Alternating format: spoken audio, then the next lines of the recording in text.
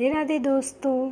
7 सितंबर रविवार वाले दिन से श्राद्ध आरंभ हो रहे हैं। श्राद्ध में क्या करें क्या ना करें, कब कब है श्राद्ध की तिथियों के बारे में जानें। कई लोग कहते हैं कि हम गया जी में जाकर श्राद्ध कराकर आए हैं, बस हमने एक बार श्राद्ध कर दिया, अब हम दोबारा अपने पितरों के नाम का कुछ नहीं करते। तो मुझे लगता है यह गलत है। आपको अपने पितरों के नाम का श्राद्ध करते रहना चाहिए और पूरी भाव और श्रद्धा से ना कर सके तो इन 15 दिनों में चमत्कारी रोटी आपके पितरों के नाम की गाय को खिलानी चाहिए। हम रोज़ खा रहे हैं, पितृ धरती पर आए हैं, हम एक लोटा जल भी पीपल के पेड़ पर पितरों के नाम का अर्पण नहीं कर रहे हैं तो यह जीवन बेकार है। और जितना आप उछल लीजिए, याद रखिए एक दिन पितृ आपको भी बनना है। अगर पितृ नाराज हो जाएं तो जीवन रुक जाता है। चाहकर भी भगवान विष्णु आपको वह नहीं दे सकते जो आपको पितरों के आशीर्वाद से मिल सकता है। पितृपक्ष पूर्वजों के आशीर्वाद को पाने का दिन है। हिंदू धर्म में पितृपक्ष को बहुत महत्वपूर्ण कहा गया है। इसे श्राद्ध पक्ष भी कहते हैं। हिंदू पंचांग के अनुसार हर साल भाद्रपद मास की पूर्णिमा से लेकर अश्विन मास की अमावस तक यह पक्ष चलता है। यह समय पूर्वजों की आत्मा की शांति के लिए समर्पित होता है। धार्मिक मान्यता के अनुसार इस दौरान पिंडदान, तर्पण, श्राद्ध और पितरों को प्रसन्न करने का होता है और हम उनसे आशीर्वाद प्राप्त करते हैं। इस दिन हम जो लोग अपने पितरों का श्राद्ध पूरी श्रद्धा के साथ करते हैं उनके जीवन में सुख समृद्धि बनी रहती है। ऐसे में आइए जानते हैं पितृपक्ष की शुरुआत कब से हो रही है। 2025 में पितृपक्ष 7 सितंबर 2025 से शुरू हो रहे हैं। इस दिन पूर्णिमा है और 21 सितंबर को ख़त्म है। जिस दिन शुरू है उस दिन 7 तारीख को चंद्र ग्रहण भी है जो भारत में है, और जिस दिन ख़त्म है 21 सितंबर को उस दिन अमावस्या है और उस दिन भी सूर्य ग्रहण है जो भारत में नहीं है। पहला श्राद्ध पर क्या करना चाहिए। पहले श्राद्ध पर आपको अपने पितरों यानी कि पूर्वजनों की आत्मा की शांति के लिए तर्पण पिंडदान जरूर करना चाहिए। पहले श्राद्ध पर क्या करें जिससे आपको मिले अपने पूर्वजों का पूर्ण आशीर्वाद। अगर आप पिंडदान नहीं भी करते हैं तो उनकी तस्वीर के सामने खड़े होकर नमस्कार जरूर करिएगा।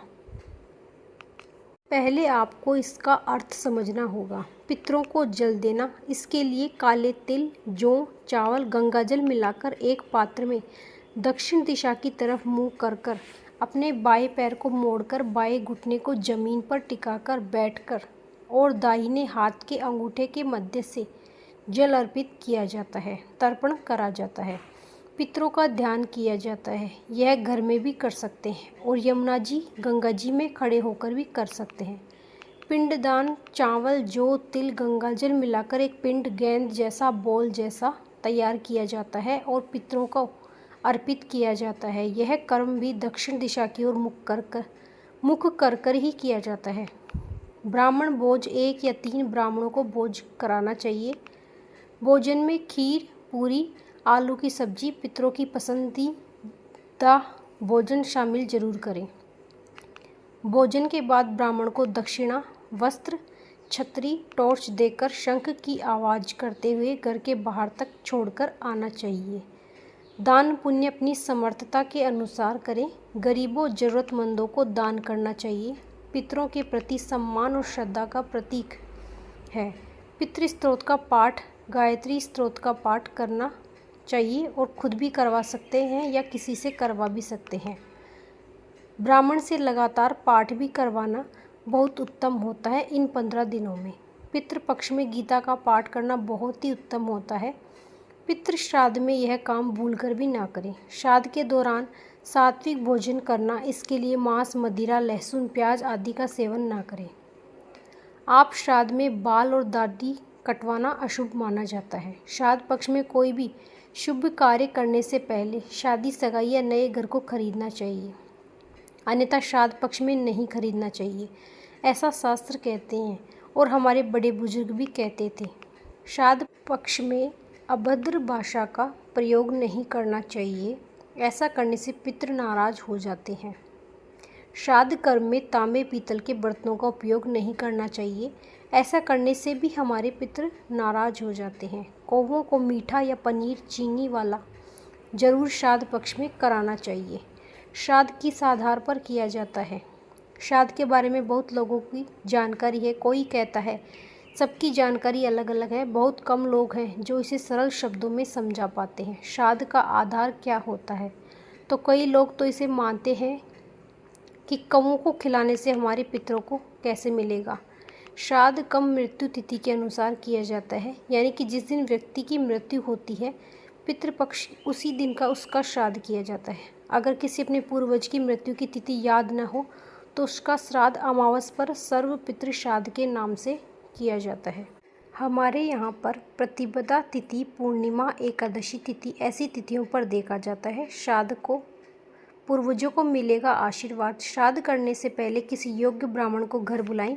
ब्राह्मण की मदद से तर्पण पिंडदान जरूर छोड़ें। अगर आप गंगा जी, गया जी, यमुना जी में नदी में खड़े होकर हैं तो वहीं छोड़ें। इस दौरान श्राद्ध में ब्राह्मणों को भोजन कराना चाहिए, दक्षिणा देनी चाहिए, वस्त्र देने चाहिए। अगर किसी ज़रूरतमंद की मदद कर सकते हैं तो पुण्य कई गुना बढ़ जाता है। किसी दिन स्कूल की फीस भी दे दीजिए। किसी को भरपेट भोजन करा दीजिए। श्राद्ध में गाय, कुत्ता, कौवा भोजन कराना बहुत ही शुभ होता है।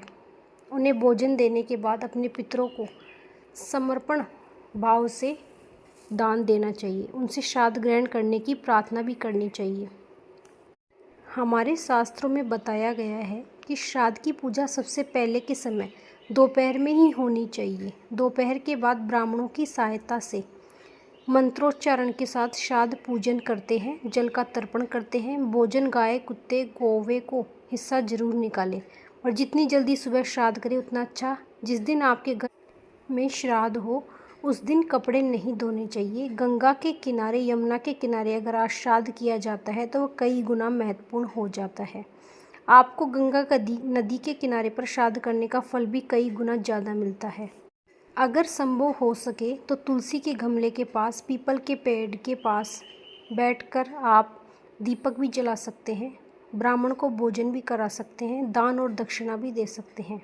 श्राद्ध पक्ष में जानवरों को खाना खिलाने का महत्व सबसे ज़्यादा है। ऐसा कहा जाता है कि श्राद्ध में जानवरों को खाना खिलाना सबसे अहम होता है। खासकर पितृपक्ष के दौरान गाय, कुत्ता, कौवा, चींटी को भोजन कराया जाता है।